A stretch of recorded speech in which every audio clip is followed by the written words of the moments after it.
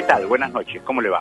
Como todos los jueves a las 20 nos encontramos por la 91.1 de FM Radio Amadeus o www.radioamadeus.com.ar para hacer Adicciones Hoy. Y aquí estamos con el doctor Juan Alberto Yaría, el licenciado Pablo Botindari, un personaje importante en el engranaje de Gradiva, y Nicolás, que ya estuvo con nosotros, que seguramente usted se acordará del testimonio, un testimonio muy fuerte. Fue porque Nicolás, 27 años, es médico, estaba haciendo o está haciendo su residencia en neurología, es un paciente de aquí de Gradiva, un médico interesante porque además recuerdo que me contó que se recibió a los 23 en la Universidad de Córdoba y con medalla de honor, y era un buen alumno. Y después conoció el mundo de la droga y hoy nos puede contar cómo es ese mundo y cómo se puede salir de él. Y estoy hablando de Nicolás, 27 años, médico, que se recibió a los 23 y creo que me dijo que empezó a drogarse a los 15 o 16 años. Sí, con alcohol. El alcohol, este es un tema fundamental hoy, porque estamos hablando de una bebida espirituosa, infaltable en cualquier asado, pero que puede ser la puerta de entrada al mundo de la droga. Y es legal, sí, es legal. A ver, levante la mano el que está escuchando el programa y quién tiene un hijo o una hija que no tenga previas a una fiesta, previas a una salida con amigos o amigas. Y esa previa, ¿es con alcohol o sin alcohol? ¿Qué tal, doctor Yaría? ¿Cómo le va? Bien. Entonces, ¿qué hacemos con las previas? ¿Y a qué hacemos con el consumo de alcohol en las previas?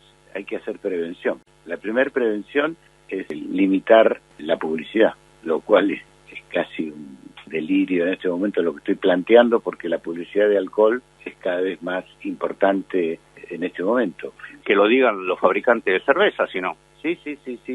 Yo recuerdo que en su momento, cuando fui secretario de Adicciones en la provincia de Buenos Aires, el secretario general de la Gobernación, un hombre muy ducho, me invita a una reunión, porque nosotros habíamos hecho una campaña para la prevención del alcohol con propaganda, e incluso impusimos el alcoholímetro. El alcoholímetro lo impusimos nosotros desde la provincia de Buenos Aires. La ley del alcoholímetro nacional tardó 3 años, la Cámara de Diputados nacional, en estabilizarla. Y voy a la reunión, con esto te hablo de las fuerzas en pugna que hay en todo esto, y me encuentro con todos los productores de alcohol, los dueños de destilerías, de bodegas, y yo ahí era muy jovencito hablando de la prevención. Y el asesor de las cámaras de producción de alcohol era uno de los más distinguidos médicos en prevención de adicciones. Ahí me di cuenta de mi inocencia.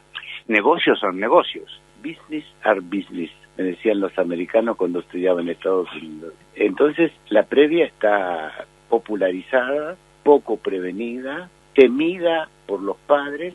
Hay padres que compran el alcohol, hay previas en donde para ir a una fiesta, si no llevas una botella de alcohol, no entras. Es un verdadero problema.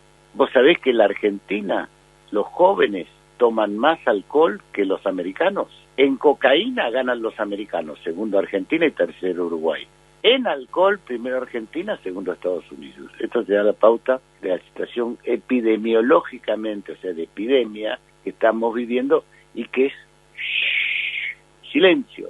El silencio es salud, como decía aquel brigadier que dirigía la ciudad de Buenos Aires. El silencio es salud, de esto no hay que hablar, salvo cuando hay un choque y mueren varios, y que dicen que estaba alcoholizado. Con esa voz que tienen muchos periodistas melodramáticos, estaba alcoholizado.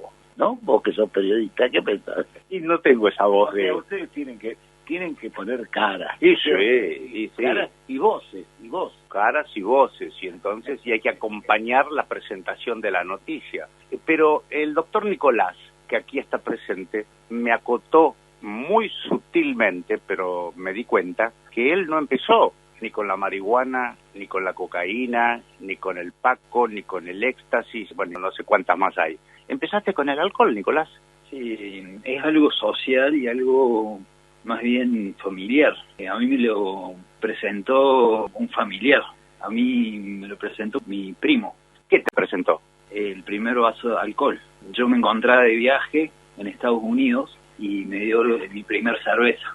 Fue la primera vez que tomé alcohol y la primera vez que fumé marihuana. Fue la primera vez que consumí y bueno, de ahí empezó mi carrera con las drogas y con el alcohol. De ahí empecé una carrera donde yo me convertí en alcohólico. Yo tuve un problema grave con el alcohol.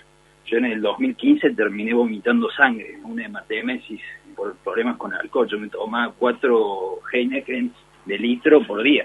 Era importante mi problema con el alcohol. Después del 2015 yo dejé de tomar alcohol porque tenía un problema grave de reflujo gastroesofágico grave por el alcohol. Yo hice lo que se llama un síndrome de Mallory-Weiss.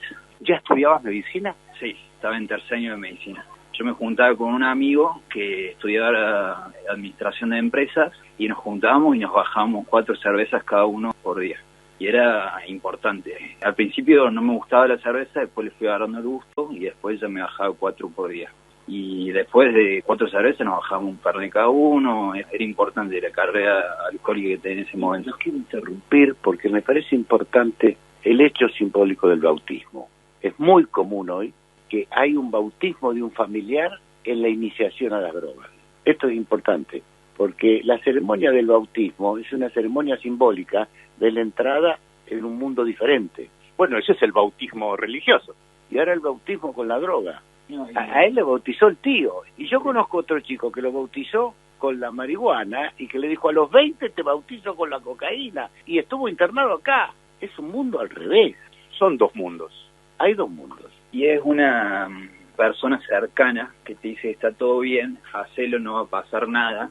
Es el sacerdote que pontifica lo que está bien. Fíjate lo que está diciendo él. Sí, una persona más grande, más adulta, que según esa persona vos tenés que seguir su consejo, él está más entrenado en la vida, vos tenés que seguir su consejo, él te va a acompañar en ese ritual, vos tenés que seguir su guía y hacer eso que está por hacer, y lo haces y supuestamente va a tener un efecto y vas a sentir algo distinto a lo que venías haciendo antes, y tiene un efecto y tenés que pasarle bien, y no necesariamente le pasas bien. Yo no le pasé bien la primera vez que me fumé un porro, yo la pasé mal, me comí un mal viaje, lo que se llama. Yo estaba en Estados Unidos en una universidad, en una fiesta de una fraternidad.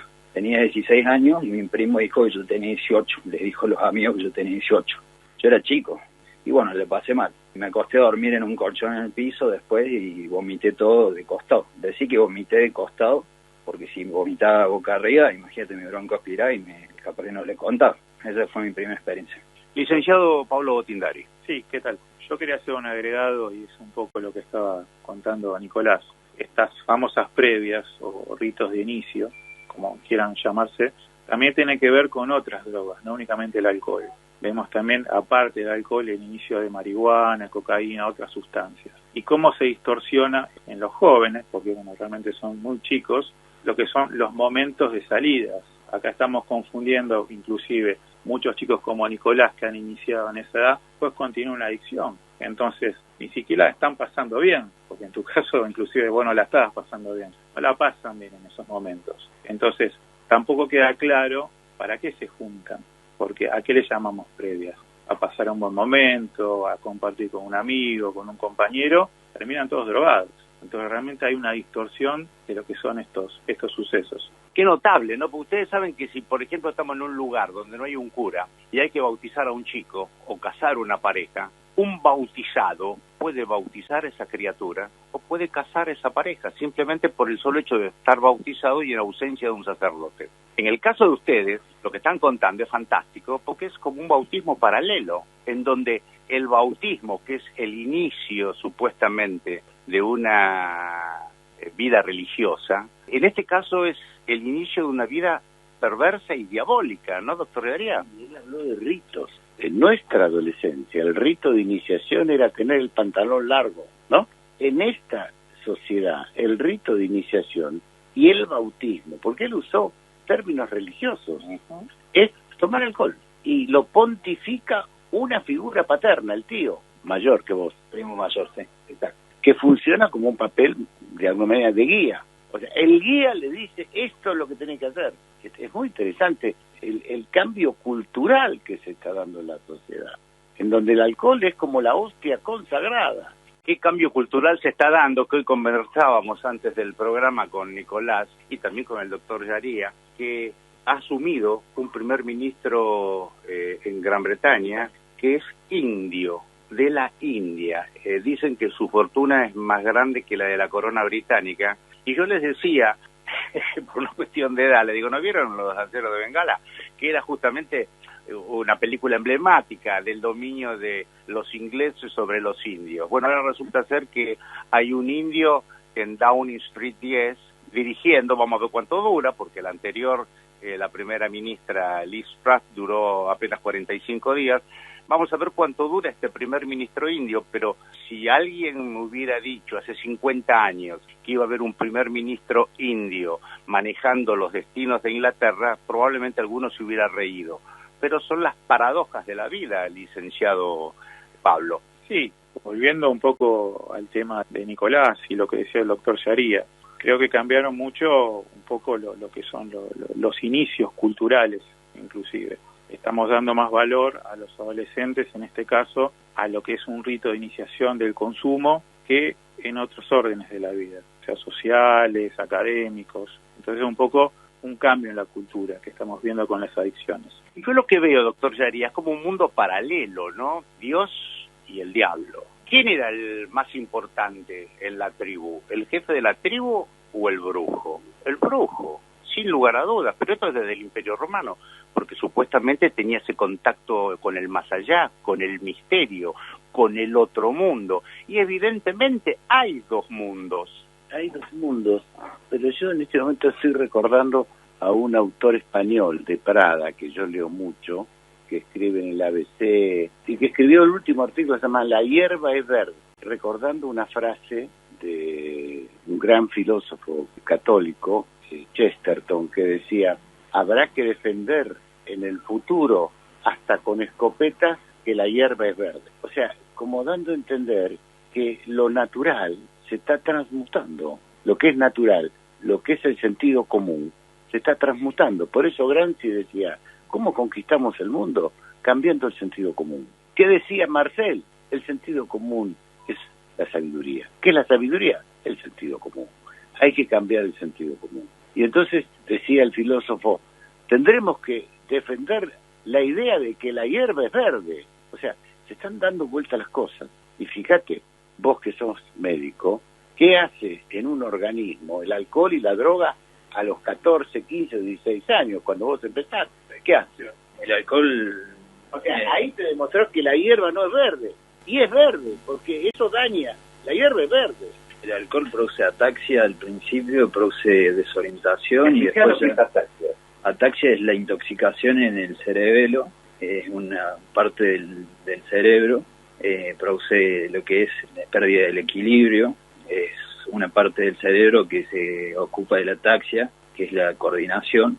La pérdida de la coordinación, digamos, se empiezan a perder capacidades cognitivas y ya cuando avanza la intoxicación alcohólica se empiezan a quemar neuronas, ¿no? Y se puede llegar ya al coma alcohólico. Hay muchos jóvenes en las previas que llegan al coma alcohólico y muchos jóvenes no entienden lo que es el coma alcohólico. Lo queremos hablar ahora el jueves, que vamos a ir a una charla con unos jóvenes de cuarto y quinto año del secundario y queremos dejarle bien en claro lo que es un coma alcohólico. Un coma alcohólico es llegar a desmayarse por alcohol. A mí me pasó en el secundario varias veces que llegué a estar desmayado por alcohol y eso es un coma alcohólico. O sea, un coma es cuando una persona no tiene respuesta ocular, respuesta verbal ni respuesta motora. Exactamente. Yo le he visto varias veces a esto en previas con compañeros y yo he estado en este estado varias veces. El coma alcohólico es bastante más común de lo que uno se cree. Que llegue o no llegue al hospital el paciente en coma alcohólico en una previa es otra cosa, pero en las previas el coma alcohólico es mucho más común de lo que uno cree. Y esto te lo digo de que lo he vivido y de que lo he visto. Y los chicos en las previas los dejan ahí tirados, los ponen de costado para que vomiten de costado y pasa y después se despierta y le dan café, lo despiertan, los cachetean un poco y los llevan a la casa. Las chicas que están completamente desmayadas, que pueden ser abusadas, ahora salieron series donde abusan de chicas y sacan concientización de lo que puede pasarle a una chica en ese estado. Recién ahora se están concientizando de lo que puede pasar a la chica en ese estado, pero esto viene pasando hace años y el coma alcohólico es mucho más frecuente de lo que uno cree.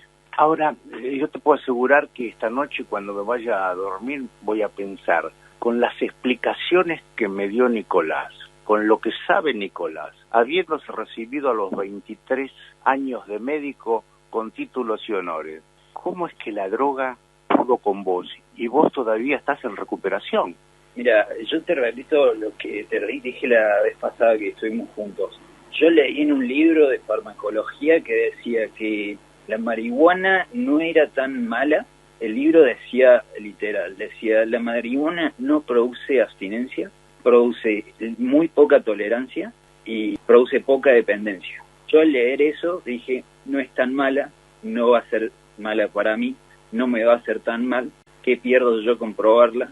Dije, ¿por qué no? Y yo ya la había probado cuando tenía 16 años, cuando tenía 21 dije, ¿por qué no lo pruebo de vuelta?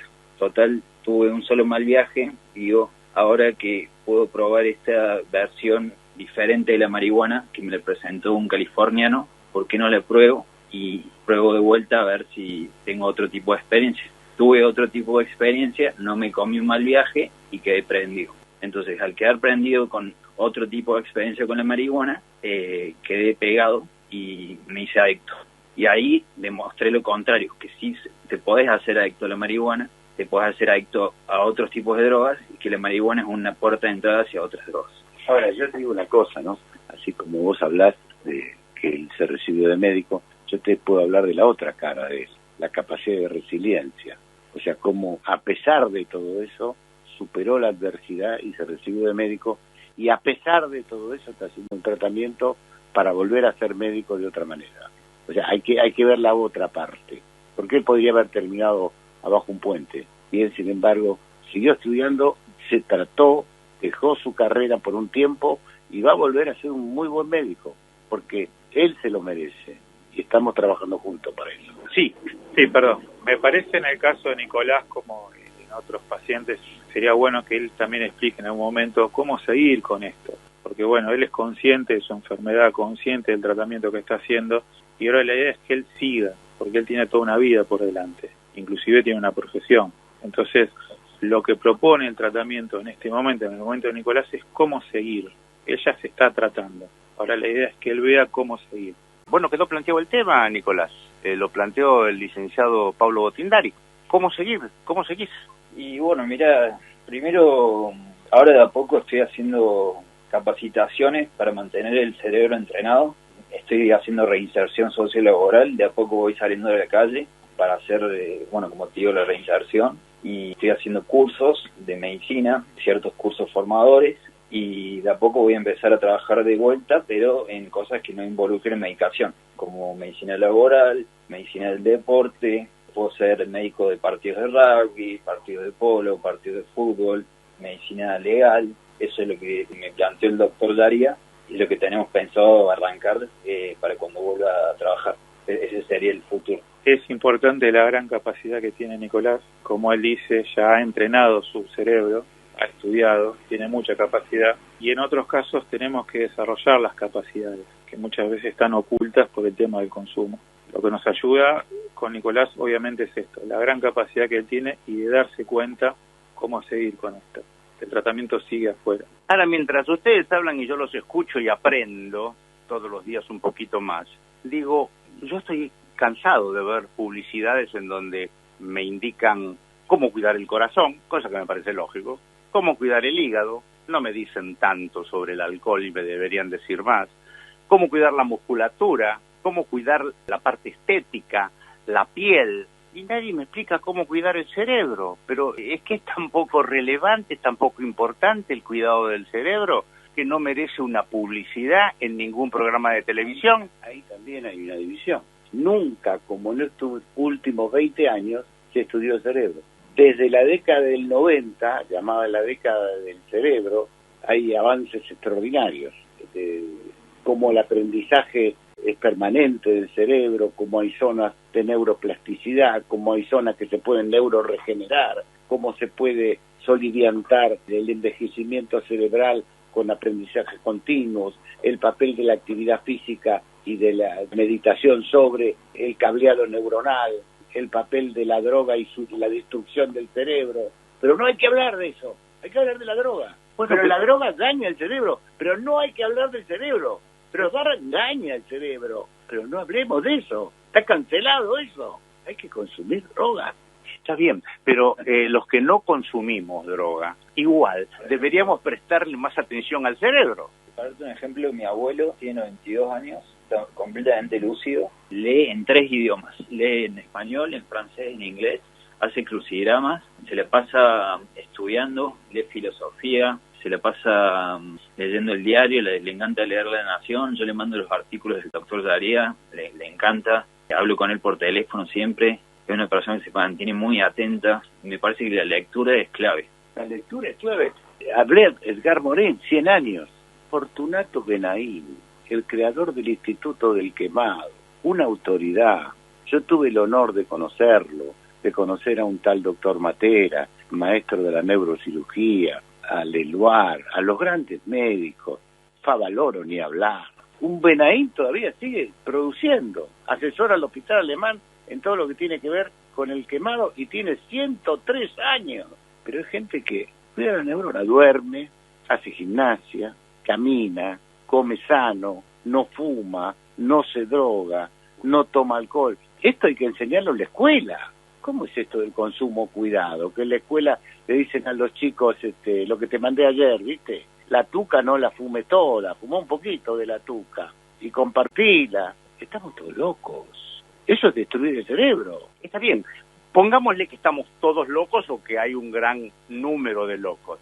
De todas maneras, nosotros estamos hablando sobre algo muy importante que a mí estoy tratando de repasar, a ver qué tipo de programa en televisión, en radio, qué tipo de sugerencia o consejo en los diarios, en las revistas del corazón y no del corazón, porque son revistas del corazón, pero tienen que ver con lo sentimentaloide, pero no tienen que ver con el cuidado del corazón, pero no veo la presencia del cerebro y me da la sensación que es un órgano importante, ¿no?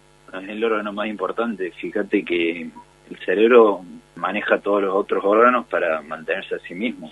El cerebro mantiene la perfusión del corazón para que haya perfusión cerebral, mantiene la perfusión de los riñones para que filtren la sangre, para que filtre la sangre hacia el cerebro. Hace lo mismo para que los pulmones oxigenen la sangre para que llegue oxígeno al cerebro. Mantiene todas las funciones corporales para que dé sangre al cerebro. El cerebro es el órgano más importante del cuerpo humano. Pero además el beneficio que tiene aprender, estudiar para el cerebro. En total hay 200 millones de neuronas interconectadas. Hay 100.000 millones de neuronas, pero todas las interconexiones son 200 millones interconectados. Aprender es cambiar permanentemente nuestro cerebro. La falta de horas de práctica de plástica, de música, que se han borrado de la escuela, de educación física, altera el desarrollo del cerebro. Tener música, educación física y plástica es fundamental para la maduración del cerebro. El ejercicio físico posibilita aprender cualquier otra cosa a través del cerebro. Hiperconecta las neuronas el ejercicio físico. La música también, la plástica también. Cualquier cosa que aprendemos interconecta el cerebro. Aprender es cambiar físicamente nuestro cerebro. Sin motivación no hay aprendizaje. Pero entonces llegó a la conclusión que el cerebro no tiene prensa. Y no tiene prensa, no tiene prensa. La verdad que en la política que tenemos hoy en día, a los gobiernos les conviene tener un pueblo domado, ¿no? Un pueblo consumidor que vote lo que le conviene y un pueblo que consuma y que esté domado, que... Ya, hay un artículo que yo te lo voy a mandar, creo que te lo mandé ayer, de Calamaro, no sé si te lo mandé, no, un reportaje que le hicieron. Calamaro hizo un cambio notable en su vida y él habla de que estamos viviendo una castración química en esta sociedad, que está cambiando Occidente por una castración química. ¿Qué te parece? Que la trampa del diablo consiste en hacer creer que no existe. Yo sigo fascinado con el relato de Nicolás, que está aquí en Gradiva, en una etapa de recuperación, es médico, se recibió a los 23 años. ¿Cómo anda tu residencia en neurología? No, mira, en realidad la dejé, no la estoy haciendo activa en este momento. Tengo que arrancar de nuevo en la residencia de neurología. ¿Lo vas a hacer? Lo pienso hacer, sí, pero sería para el año que viene. ¿De qué parte de Córdoba sos? De Capital. Córdoba Capital. Licenciado Pablo Botindari, qué interesante es escucharlo al doctor Yaría, escucharlo a usted, pero yo debo reconocer que todos los programas que hago donde hay un adicto recuperado o en recuperación, me produce un impacto emocional, intelectual y psicológico muy fuerte. Y uno diría, pero bueno, ya estás curtido, si todos los programas más o menos hablan de temas parecidos. Sin embargo, no lo puedo negar, hasta me emociona. Sí, a mí también. No paramos de sorprendernos nosotros. Yo vuelvo un poco al tema de cuidado del cerebro. Esto es lo de la prevención que estábamos hablando. Por ahí se está hablando en términos bastante médicos sobre el tema, pero bueno, nosotros lo que recibimos son mentes distorsionadas. No hay un orden. Esto tiene que ver con el tratamiento. Esto es el cuidado, la prevención. Los pacientes que ingresan, como Nicolás, obviamente que no tenía como un orden en lo que era su mente, es lo que está ejerciendo el ahora. Empezó a ordenar no únicamente su mente, sino su vida. Entonces, lo importante del tratamiento, y esto es lo que vos decías con los pacientes, tiene que ver con esto, con empezar a ordenarse. Y empieza por la mente. La mente tiene que estar ordenada. A mí lo que me preocupa, y me preocupa mucho, es la cultura de la droga, la caída de la civilización. Tomando a Chesterton, que dice que el primer estado es la familia, yo te contaba hoy una historia de una chica que me consultan y que cuando hago el Zoom familiar, todos son adictos. Entonces, ¿cómo se recupera un sistema adictivo? Porque no es que cuando yo empecé, mi estimado Alberto, me traí una familia a alguien. Ahora alguien te trae a su familia. Alguien que tiene un problema me va trayendo a su familia que está llena de problemas químicos. Por eso lo de este hombre Calamaro es interesante. Estamos asistiendo a una castración química de la sociedad occidental. Anda a hablarle a los rusos o a los chinos de la droga. Se matan, no la quieren. Ahora, la sociedad occidental ama lo que la destruye. Por eso Calamaro dice, es una castración química. Y cuando escuchamos a este chico que hoy le dijimos, esta es tu casa, me dice, no tengo padre, mi padre vende, mi padrastro no me quiere, no tengo a nadie. Y yo le dije, nos tenés a nosotros. El chico me miró. Yo creo que es como una marca positiva en su vida. Le dimos una casa. Hay mucha gente así, que no tiene a nadie. Más que una casa le diste un hogar. Porque casas uno puede tener muchas. Hogar quiere decir fuego. Claro, fuego. Yo me acuerdo cuando era chico, mi abuela, poníamos el brasero en el medio de la casa. Y eso y todos estaban tomando mate ahí. Era el hogar. ¿Vos te acordás de eso? Sí, me acuerdo de eso y me acuerdo también de la tribu. La tribu se sentaba alrededor del fuego. El fuego siempre fue importante, es un antes y un después del fuego en la historia del mundo. Porque el fuego es lo que genera justamente eso que es... Pero lo que pasa es que al fuego, al hogar, a esa reunión familiar, ahora le ha surgido como contrapartida la previa. El problema de la previa es la iniciación, ¿no? Lo que hablábamos al principio, como chicos muy jóvenes arrancan en lo que decíamos al principio, rituales, y después se convierte en algo peor y es la puerta de inicio en algo que puede terminar muy grave. No, y además, Pablo, hay un tema que es importante, que así como no se habla del cerebro, tampoco se habla con claridad de las consecuencias de esta puerta de entrada que es la marihuana o que puede ser el alcohol. La consecuencia es la falta de límites, obviamente. O sea, participar de una previa, de estos ritos, como estamos hablando de rozar con la falta de límites, que tiene que ver un poco con lo que decía el doctor Yaría, el modelo de familia. Ahora, hablar de límites hoy casi me parece algo fuera de onda, fuera de moda, porque justamente cuando nos quieren limitar el tránsito, la libre circulación, en general nos molestan los límites. Yo recuerdo cuando era joven, en esa época había dos tipos de familias, estaban los que eran muy permisivos o los que ponían mucho límite. Y era como, tus papás son re policías, y estaban los otros muy permisivos, Los que eran muy permisivos generalmente tenían hijos más grandes y ya habían vivido todas, entonces te dejaban tener todas las previas que vos quisieras y hacían de todo. Y después los otros eran muy papás policía, no te dejaban hacer nada y generalmente así, las previas se hacían igual porque siempre había uno que podía ponerle casa para la previa. Entonces se termina haciendo la previa igual. Entonces el problema está en que no se ponen de acuerdo los padres. Si los padres se pusieran de acuerdo, la comunidad de padres se pone de acuerdo en no acordar para hacer la previa, el problema es que no se ponen de acuerdo. O estamos en una sociedad en donde, como le decía Bruno Bettelheim a Kennedy, haga algo, fortifique la familia, de los contrarios, oscuros tiranos del marketing y de la droga se apoderarán de nuestros hijos.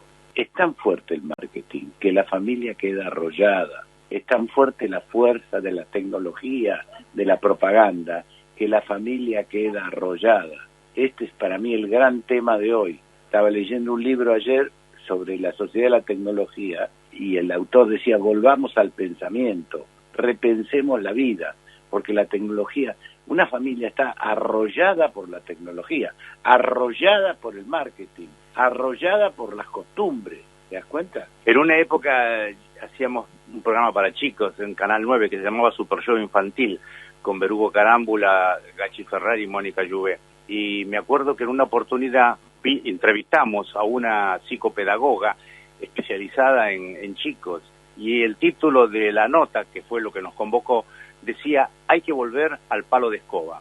Y yo la veo a mi nieta ahora, que está por cumplir 5 años, jugando con el celular o mirando televisión, y digo, ¿cómo la hago volver al palo de escoba? Porque los padres, para que no moleste, para que no joda, entonces le ponen el celular, y ella con el celular puede estar horas, con la televisión un poco menos de horas, está más horas con el celular. Y recuerdo también un consejo que un día me dio mi papá hace muchos años, que yo no lo terminé de entender. Me dijo sorpresivamente, cuídate la cabeza. Y yo no lo entendí bien, ¿por qué me decía eso? Cuídate la cabeza. De a poco lo voy entendiendo. Es capital, fundamental, pero yo creo que la sociedad actual está arrollada por la tecnología y por la propaganda y un gran vacío. El chico que hoy vimos, que a mí me emocionó, pues yo aprendo todos los días emocionándome acá. Como vos lo sentiste hoy, que yo te lo conté, emocionándome. Ese chico estaba vacío, vivió vacío. La droga era como tirarle píldoras o pasto o harina a un vacío, llenar un vacío. Y no lo llenabas, y no lo llenabas, y no lo llenabas, hasta que llegaba el vómito, el coma, la muerte, la internación, la prisión, etcétera, etcétera. Un vacío. Hay vacío. El otro día leí en un libro, cuando llega el vacío, la soledad golpea. Vacío y soledad. Vacío y soledad son temas que yo los hablo todos los días con los pacientes. Ayer tuve una reunión que estaba él presente, el tema era el vacío y la soledad. El asunto es poder escuchar. Buyu Yang dice, les van a pagar para ser oyentes. Repetilo. Les van a pagar para ser oyentes. Gana aquel que es capaz de oír, porque cuando una persona se siente escuchada, es la mayor amistad que logra, porque nadie escucha a nadie, ¿entendés? Sí, empezando por gran parte de los periodistas, que en una misma conferencia de prensa resulta ser que están todos entrevistando a la misma persona y por ahí 3 o 4 repiten la misma pregunta, simplemente porque no escuchan al que preguntó antes. Sí, yo quería hacer mención otra vez al tema del hogar y en este caso también de la soledad. El temor a la soledad es un tema que en todos está, muchas veces. Y estamos hablando de chicos, adolescentes que ya se sienten solos, ya tienen el temor a la soledad. Un poco esto en relación al tratamiento, a la familia, lo que estamos trabajando justamente a la mañana con el doctor. Ya hay chicos muy chicos con miedo a la soledad.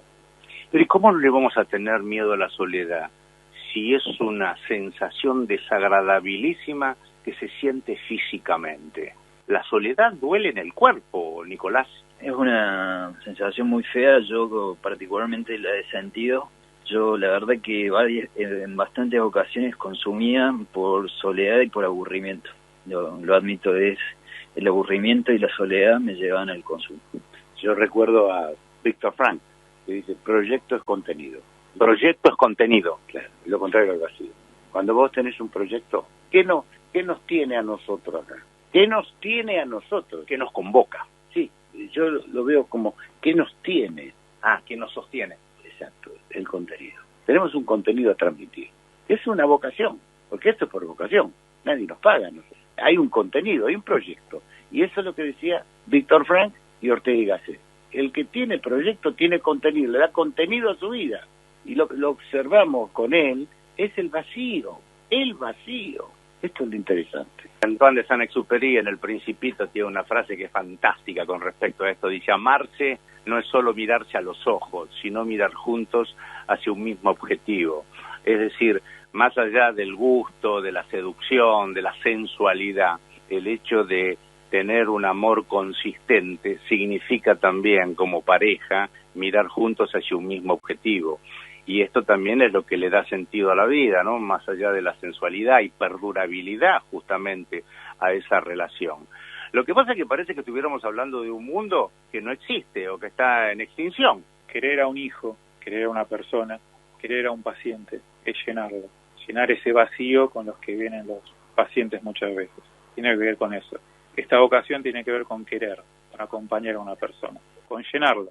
Y yo les puedo asegurar que cuando termine de grabar este programa, me iré un poco más enriquecido de lo que vine, porque en este intercambio, en esta interacción, y es un poco lo que hablábamos con el doctor Yaría hoy a la mañana cuando planificábamos la reunión con los adolescentes de la Universidad Católica, es esto, este ir y volver, este recibir y devolver, es intercambiar justamente conocimientos que nos van enriqueciendo y que de pronto nos van alertando, por ejemplo, en mi caso, cuando digo, ¿cómo puede ser que se hable tanto de la estética, de la sensualidad, de las bonanzas del deporte para fortalecer tal o cual músculo?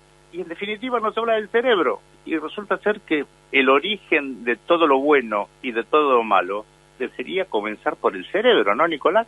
En realidad, el cerebro se ejercita de distintas maneras, ¿no? Comiendo saludablemente, haciendo ejercicio, durmiendo la cantidad de horas que se necesitan dormir, leyendo, haciendo ciertas tareas como tareas de memoria. Hay distintas formas de ejercitar el cerebro, ¿no? Como te contaba, mi abuelo lee en 3 idiomas, así se ejercita él, es una manera de ejercitar el cerebro. Leer el diario El País al doctor Yaría todos los lunes. Pero la forma más importante de ejercitar el cerebro, me parece, en mi caso, es no drogarme nunca más. Esto es lo importante, lo que dijo él es fundamental. Con el capital intelectual que él tiene, y afectivo que él tiene, y moral que él tiene, que él diga, no drogarme nunca más. Que él también tiene que entender que tiene una vocación, y en esa vocación está el otro. Se lo decía yo, el otro es el paciente. Se lo decía una psicóloga que atendía a veces drogada. Digo, no se puede. Se lo decía una médica, ambulanciera, se lo decía una histopatóloga, se lo decía una policía, porque sos servidora pública, es una doble, sos una persona y sos un servidor público, un médico es un servidor del otro, un psicólogo es un servidor del otro, un policía es un servidor del otro. Volver a conceptos que tengan que ver con valores. En Barcelona, yo estuve en el Centro Médico de Adicciones, el médico le quitan la matrícula por 2 años, porque se tiene que curar para ser médico. En Chile también. Yo quería agregar, nosotros como terapeutas aprendemos de lo que necesitan los pacientes. O sea, para llegar obviamente a lo que pueda decir Nicolás, aprendí que no me tengo que drogar, aprendí esto, lleva un tiempo, no es tan sencillo. El primero tiene que aprender a lo que lo llevó a consumir. Eso seguramente con su terapeuta, con nosotros lo vamos a ir viendo. Pero es todo un trabajo que se llega para decir, no me tengo que drogar. No es tan sencillo, es toda una previa de trabajo terapéutico. Vos sabés, doctor Nicolás, sí, decía Juan. No, y lo que él tuvo que renunciar, él vino de Córdoba a vivir acá con nosotros. Él tuvo que renunciar a muchas cosas para realmente rehabilitarse. Y que esta sea su última internación, que es lo que yo le digo a todos los muchachos. Por ejemplo, viste a Cristian, que es un muchacho que nos va a acompañar en la próxima reunión que vamos a dar a los estudiantes. Ese chico vino sin nariz acá y hoy él es gerente de una empresa informática. Vos sabés, Nicolás, que no sé cómo andará tu fe, pero sin renuncia no hay premio. Hay que renunciar para ser premiado.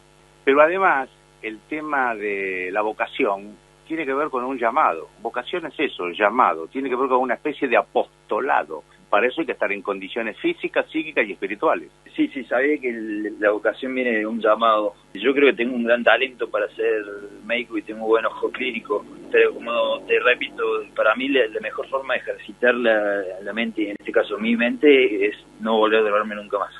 Y como dice Pablo, yo tengo que entender bien las raíces de por qué me empecé a drogar para saber cómo no tengo que hacerlo nunca más. Vos sabés que cuando hay alguna duda diagnóstica, es a la consulta, estando él acá en tratamiento. Digo, ¿qué te parece, Nicolás, esto? Es esto, Es un genio. Lo que pasa es que le dieron ese talento. Va a tener que devolver. Doctor Yaría, como siempre, gracias. Doctor Nicolás, gracias. Pablo Botindari, nos vemos en cualquier momento. Gracias por tu testimonio. No, por favor. Y a ustedes también, por habernos acompañado, como todos los jueves, a las 20 por Radio Amadeus 91.1 de FM. Muchísimas gracias, Ricardo Piñero. Te entregamos todo este material. Vos harás de esto un gran programa, como siempre. Un abrazo grande. Hasta la semana que viene.